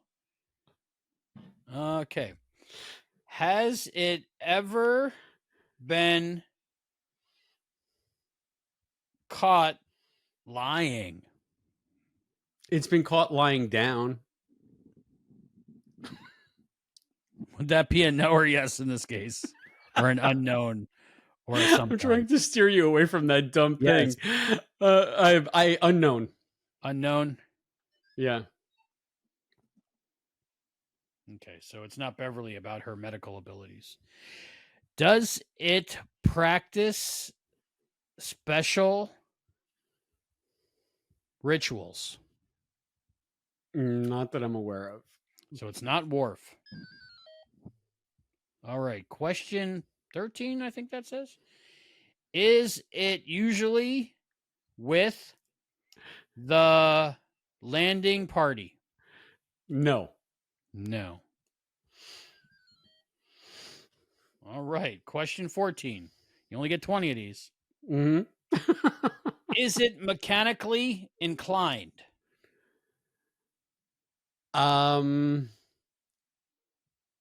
Yeah. All right, question 15.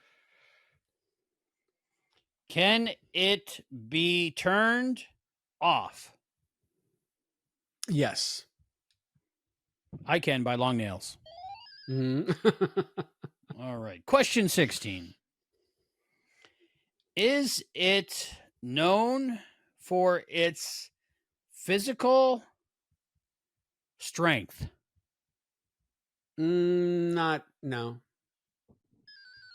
Would it be funny if it didn't get it after all this? Question 17. Is it human? Human. Yes. Well, yes. Yeah. Yes, yes.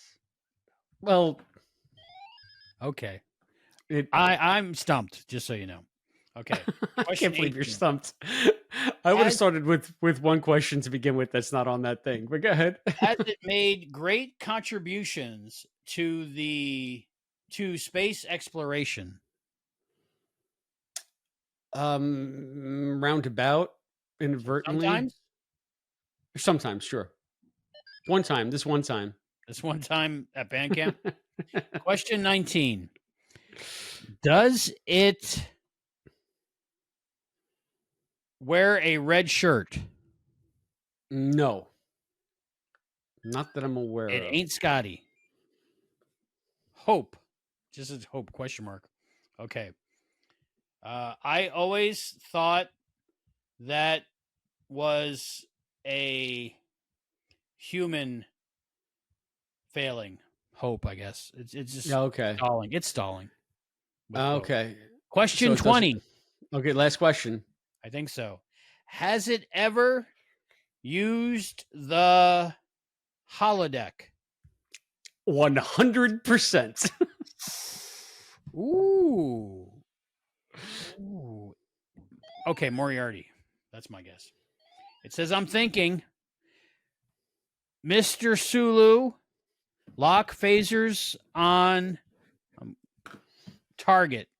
It's stalling. It's thinking. That thing is so slow. Yeah, well, it's very old technology. It's Geordie LaForge. Nope. Oh, No. who Should I hold up my answer for you? Maybe we'll just say no.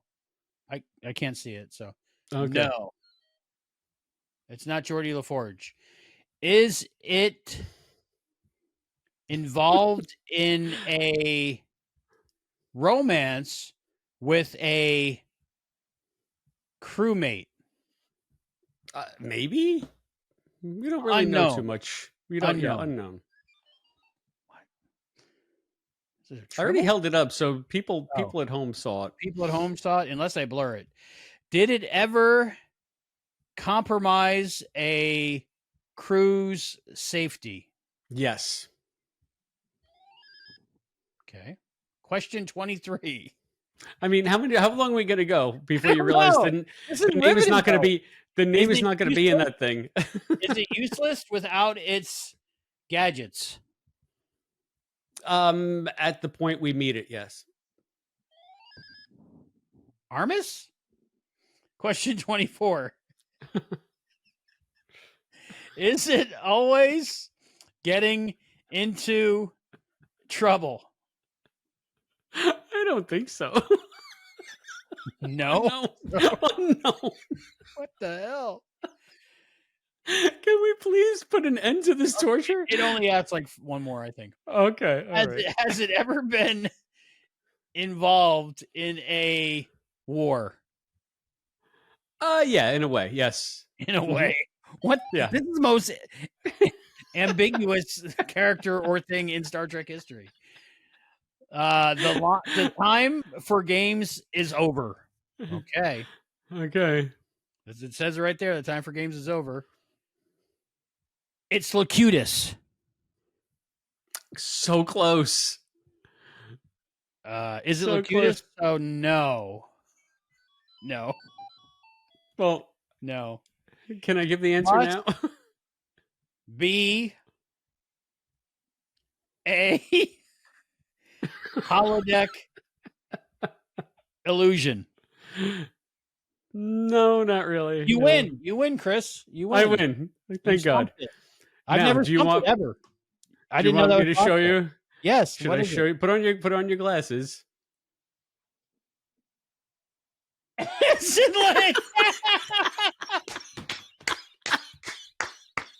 else was it gonna be?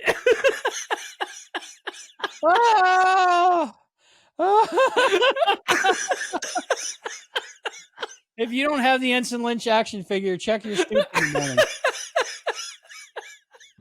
Oh my God, that's funny. So that's my Trek and Tell. 20 questions. Star Trek edition. I've never stumped it. Chris did on the first time. So like you, my friend, Lynch. You, my friend, are the Riker of this episode, and I am the Ferengi. I gave Christopher that answer. See, I would love now to go back and answer all those questions, knowing that it's Ensign Lynch, so that I could tell. I can't wait to rewatch. Is it good with gadgets? I guess once it was assimilated, it was good with gadgets. You know. Yeah. It had its communicator right inside of it. Oh my God. Yeah. So. Boy, oh boy, oh boy. Was it ever on the holodeck? Yes, it was on the holodeck. It was on the holodeck. Mm-hmm. Makes sense now that you think about it. Good job. You stumped 20 questions in 26 questions. Okay. Final thoughts and rating out of 5 for The Last Outpost. Final thoughts. I mean, I kind of alluded to them before. It's not a good episode. It's really not. But okay. I admire a lot of the groundwork that this episode lays. I admire that we're seeing the crew coming together more than we have before. And I admire, as I said, the ambition of this. They tried to do a lot of stuff in this episode.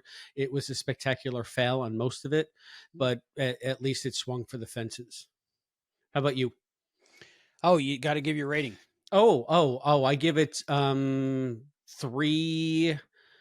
euthanized Wesleys out of 5.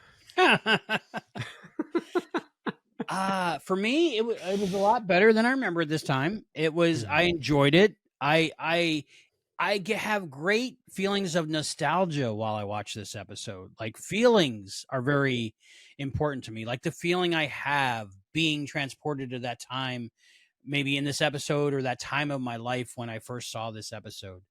But like, it feels like home to me, the first season of Next Gen. And this episode in particular, especially on Planet Hell, with the backdrops and the obvious, interior shoots of this planet, and the wacky floor with the fog, and just everything in general, and the feeling of the original Star Trek being slowly transformed and evolving into Next Generation. I don't know. I liked this episode more this time than I've ever liked it, I think, except for maybe when I was a kid. So I'm going to give it 4 out of 5 Ferengi laser whip dildos. Well, good for you, and good for whoever you're giving those to. Yes. So. Somebody has that one long, rigid, erect laser whip on their wall somewhere. If you do, if you're one of those people, send us that picture. We want to know what happened. What happened to that prop after it left this episode? Yeah, Maybe you can send that to us. Yeah. Send us that picture at our Patreon site, patreon.com/Treksploration. There you can join our crew of Treksplorers and join the conversation. Tell us what you think about the Last Outpost and everything else we're doing here on Treksploration. You can get us on Instagram at TreksplorationPod. You can X us or Twitter us at Treksploration. You can email us at TreksplorationPod@gmail.com. And we also have the phone number up now. It's 866 no 747 86 2100. I have it right here. Hang on. 1-800 1900 1900 Ensign Lynch. 1900 Ensign Lynch. It is our Google 707-847-6682. You can reach us by phone at 707-847-6682. Do your best like you did for Ensign Lynch impersonation for us. And send cash, checks, gold bars too. Do we have a post office? Oh yeah, right? That's right. The PO Box 542, Bayport, New York 11705. That's PO Box 542, Bayport, New York 11705. Send anything care of Treksploration or address it directly to Ensign Lynch. Ensign Lynch. He's all right. Patron saint of Treksploration. Yes. I hope he makes it, Ensign Lynch. Like that crazy kid is going to make it one of these days. Mark my words. Next time we have 2 next times. We have the next time you and I communicate about Star Trek, and that is for the disco episode Mirrors. Oh yes, that as we're recording this comes out in about 3 hours or 2 hours. Actually, 2 hours. Yeah, so. I can't wait. I'm going to pop the popcorn as soon as I'm done here. Cool. Might be a Mirror Universe episode. If not, I will be very disappointed. Well, we'll see what title happens. Mirrors. We'll see what happens. Yeah. But the next time we're talking about Star Trek The Next Generation, what episode, according to Lieutenant Commander Fantasy Fan, should we watch? Where no one has gone before, which is season 1, episode 6. Once again, riffing on a title from TOS. So yes, yet more TOS DNA. It's okay because it goes in a different direction, I think. I will have to rewatch because I forget what this one's about. It's got the Traveler. Oh, it's the Traveler one. And Kaczynski. And I think we have Argyle in this one. Maybe. Good. It'll be interesting. I think we learned that Wesley Heavy. It might be a Wesley episode, yes. Yeah. But it's fun to see the Traveler. The one little trivia I know is Eric Mananyuk. I don't know if I pronounced it right, probably not, because I don't pronounce names correctly. But he was in the running for Data also So he didn't get Ah, Data. Brent Spiner got Data, so they brought him back for the character of the Traveler. cool. Well, you should have saved the trivia for the next show. But That's a good point. yeah, listen, we'll learn as we go. It's We'll fun. learn as we go. We're learning as we go. I think our show is evolving. This is the first season. I'm sure when we do our review show of Treksploration and talk about this, we'll just say it's growing pains. It's growing Right. pains. We'll be able to remember 707-847-6682 like it was nothing. Yeah. Did we get any Yeah. voicemails this time? No, I looked before we got on You mic. can be the first person to leave a voicemail for Treksploration and be broadcast all over the internets, all over the Please. world. Your voice Please don't can be be heard. shy. Make it be heard. What did you think of The Last Outpost? Let us know. So for Treksploration, I'm Albie. And I'm Chris. And we'll see you next time.